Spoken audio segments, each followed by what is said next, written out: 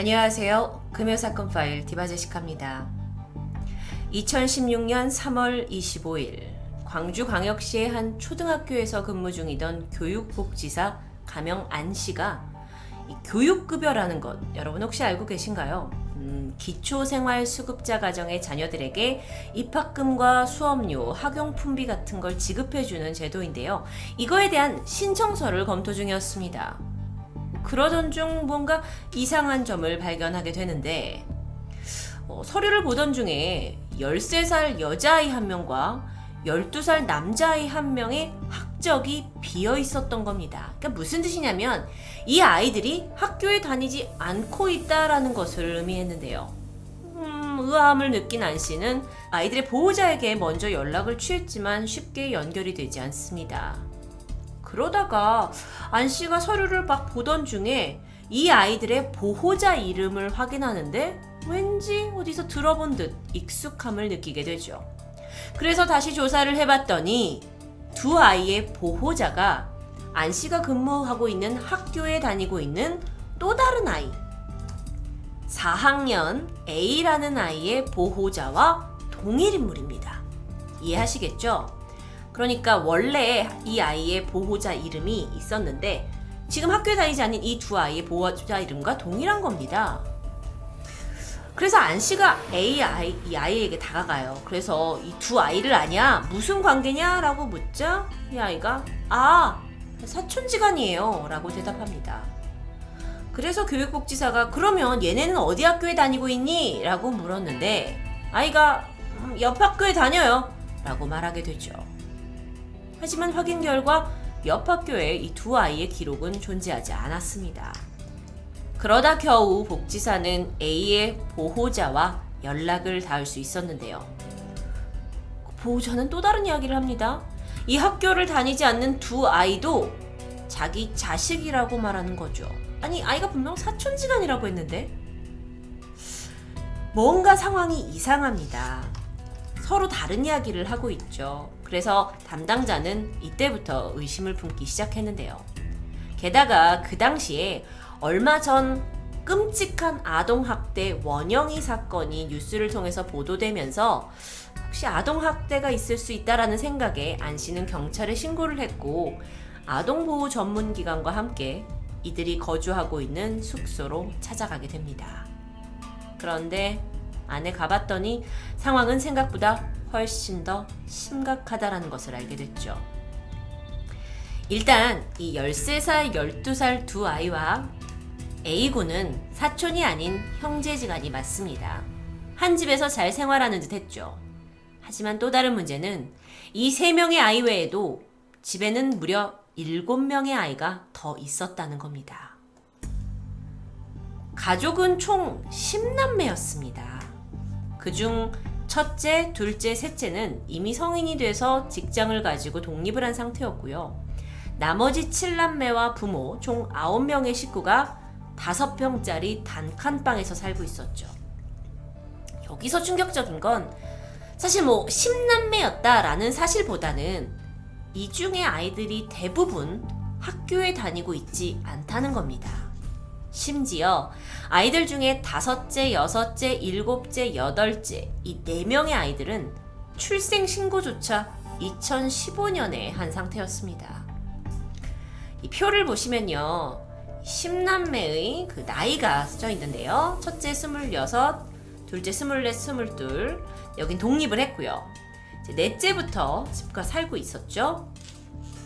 다 이제 나이 차이가 있습니다. 10남매인데요. 마지막 이제 10째가 7살 학교를 다니고 있고 그 A라는 아이가 9째였습니다. 초등학교 4학년.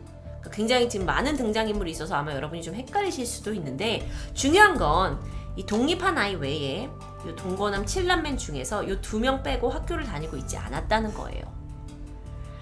5째 같은 경우에는요. 만 18살이 될 때까지 사실 정상적으로 출생 신고가 되었다면 주민등록증이 나올 나이였죠. 하지만 그 전까지 학교 문턱을 밟아본 적도 없었고요. 아예 이 사회에 존재하지 않는, 등록되지 않은 무적자의 신분이었습니다. 아니 부모는 왜 그렇게 긴 시간 동안 아이들을 호족에 올리지도 않고 방치해 놓은 걸까요? 정말 부모님의 이야기가 듣고 싶었습니다. 아이들의 부모님은 충청북도 청주시에서 중국집을 운영했었다고 해요. 그러다 1998년 외환 위기가 오고 장사가 어려워지면서 3,500만 원의 사채빚을 지게 됐죠. 그런데 그게 빚이 점점 늘어나더니 어느새 8천만 원까지 불어나게 됩니다. 사채업자에게 쫓기는 신세가 됐죠. 살해 협박까지 받았습니다. 그러자 이 부부는 두려움으로 인해 한 곳에 정착하지 못했고 10여 년간 전국의 모텔과 여관 등을 전전하면서 살게 되는데요. 이때 이미 4명의 자녀가 있었습니다. 당시 학교를 다니고 있던 첫째를 제외한 나머지 아이들은 근데 학교를 다니지 못하게 되죠. 왜냐면 부모가 계속 여기저기 전전긍긍 살게 되니까요.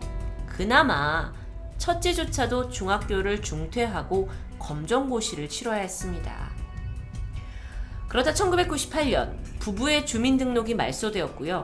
그해 태어난 5째부터는 아예 출생신고조차 할 수 없습니다. 2006년, 그러니까 8년 후에는 부부가 이제 주변 사람들의 도움으로 겨우겨우 안정을 되찾아서 광주에 정착하게 됐고 말소된 주민등록도 되살리게 되죠. 근데 문제는 그 해에 태어난 9째, 그리고 2009년에 태어난 막내 10째, 그나마 다행인 게 이 아이들은 출생신고가 이루어졌습니다. 제때 학교에 들어갈 수 있었던 거죠. 하지만 5째부터 8째까지 4명의 아이들은 교육복지사에 의해서 발견되기 전까지 그냥 방치되어 있었다라는 사실이 도저히 납득이 힘듭니다. 왜 아이들을 학교도 보내지 않고 가난이라는 이유로 그냥 저렇게 방치한 걸까요? 그런데 사람들이 더 의아했던 부분이 있는데 이 부모가 굉장히 억울하다는 입장을 보이면서 좀 이해가 어려워졌는데요. 아이들의 부모는 자신들의 행동을 합리화하는 것처럼 보였습니다. 경제적으로 어렵고 사채업자한테 쫓기고 상황이 급하다 보니까 어쩔 수 없었다. 오죽 힘들었으면 그랬겠냐라고 설명합니다. 언론이 이 사건에 대해 아버지에게 질문을 했는데 아버지가 사람이 살다 보면 실수할 수도 있고 안 그래요? 라는 대답이 돌아오게 되면서 또 한번 놀라게 되죠. 이 부모들은요, 자신들의 행동이 아동학대가 될 수 있다라는 것에 대해서 전혀 생각하지 못한 듯합니다. 물론 아이들에게 물리적인 학대의 흔적이 있진 않았어요. 그런데 아이를 굶기고 감금하고 하는 것만이 학대라고 할 수는 없습니다. 이렇게 아이를 방임하는 것도, 방치하는 것도 학대라고 볼 수 있겠죠. 특히나 이런 건 이제 아이들이 학교를 갈 수 있게 부모가 도와주지 못했기 때문에 교육적 방임이라고 부르는데요. 아동학대의 유형 및 징후에 대한 자세한 내용이 들어가 있습니다. 당연히 신체적인 학대, 정서적인 학대, 학대에 해당이 되는데 방임에서 보면 비위생적인 신체 상태, 그러니까 아이를 씻기지 않거나 두는 것, 그다음에 예방접종이나 이런 의학적으로 치료를 못 받게 하는 것, 이것도 방임, 계절에 맞지 않은 부적절한 옷을 입히는 것, 그리고 학교에 일찍 등교하고 집에 늦게 귀가하거나 잦은 결석, 당연히 학교에 등록해주지 않는 것조차도 방임인 거죠. 아이들의 의지는 전혀 상관없이 이 7남매의 인생에서 학창시절은 통째로 도려내졌습니다. 하다못해서 9째와 10째의 출생신고를 할 때 5째부터 8째, 그러니까 그 전에 출생신고를 못한 아이들까지 같이 할 수 있었을 텐데요. 왜 그러지 않았는지 아직도 저는 좀 의문이 듭니다. 이 부모들은 사실 아이들의 교육에 별 관심을 기울이지 않았다고 해요. 그러다 보니까 아이들이 어떻게 자랐냐, 정말 그나마 다행인 것은 완전히 무지하게 자라진 않았습니다. 일단 중학교를 중퇴하기 전까지 교육을 받아온 첫째가 둘째에게 가르쳐주고 둘째가 셋째에게, 그렇게 서로가 서로의 선생님이 되기 시작합니다. 성인이 되어서는 직장 생활을 하는 첫째, 둘째, 셋째는 집에 올 때마다 동생들을 위해서 학습지를 사왔다고 하고요. 학교를 다니지 않는 5째부터 8째까지 아이들은 9째가 막 동생이 학교에서 썼던 책으로 집에서 공부를 했다고 합니다. 그래서 다행히도 아이들이 이 의무교육을 받지 않았지만 또래 아이들에 비해서는 일상생활에는 큰 지장이 없었다고 해요. 언어 수리 능력에 있어서요. 정말 불행 중 다행이라고 할 수 있죠. 아마 이 방송을 보시는 분들이 아니 도대체 부모들은 왜 그랬대요? 라고 생각하실 수도 있습니다. 하지만 온전히 이 모든 것을 부모의 책임으로만 돌릴 수도 없다고 생각이 드는데요. 이 가족은 2008년부터 기초생활수급자 국가 지원을 받으며 생활했죠. 2010년에는 8인 가족 기준 생계 거주비 98만 원을 받았는데 4명의 아이들이 출생신고가 되지 않았기 때문입니다. 자, 그러면 같은 집에는 다 이렇게 10남매에다가 부모까지 다 우르르 살고 있는데 4명의 아이가 제대로 신고되지 않아서 기초생활비는 더 적게 받고 있어요. 근데 이거를 조사하러 나간 현장 직원이 있었습니다. 그런데 그는 이 가정에 4명의 아이가 더 있다라는 걸 눈치채지 못했죠. 그저 놀러온 또래 친구라고만 생각했던 겁니다.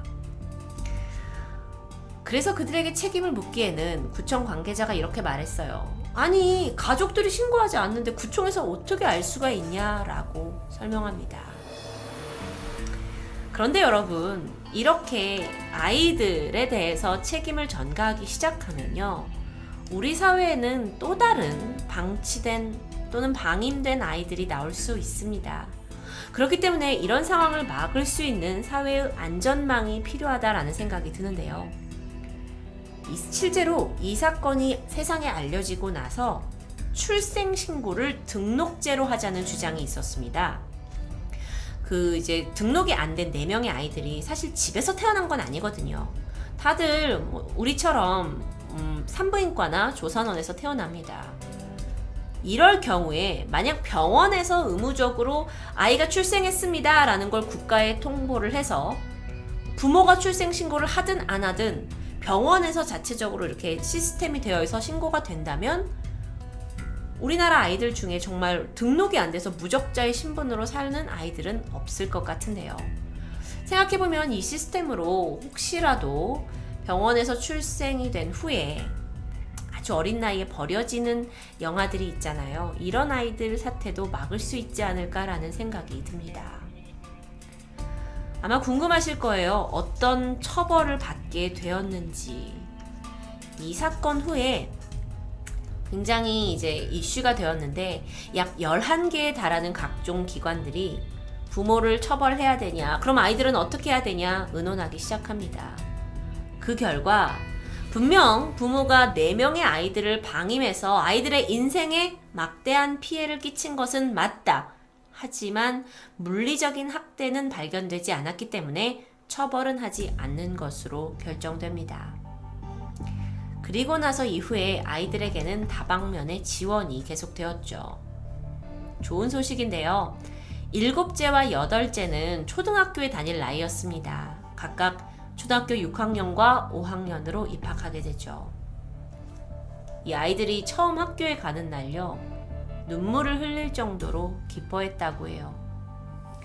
5째와 6째는 대안학교에 다니면서 검정고시를 치를 수 있도록 지원받았고, 이 주민등록은 있지만 모학자나 마찬가지였던 2째, 3째, 4째도 원한다면 검정고시를 치를 수 있도록 지원하기로 했다고 합니다. 혹시 여러분 토요미스테리에서 제가 다뤘던 일본의 스가모 아동 방치 사건 기억하시나요? 1988년에 일본에서 있었던 사건인데 이게 정말 일본 열도를 충격으로 몰아넣었죠. 어머니가 5명의 아이들을 출생신고도 하지 않고 아예 부양조차 하지 않고 애들을 그냥 집에 밀어 넣은 채 집을 나가버린 사건이었습니다. 물론 이 사건과 7명 남매의 방치 사건을 비교하기에는 이 아이들은 신체적으로 정신적으로 건강한 상태였긴 했지만 사실 이 스가모 아동 방치 사건 지금으로부터 약 30여 년 전에 일어난 사건입니다. 그런데 2016년에 한국에서 이런 일이 있었다라는 건 안타까운 현실이죠.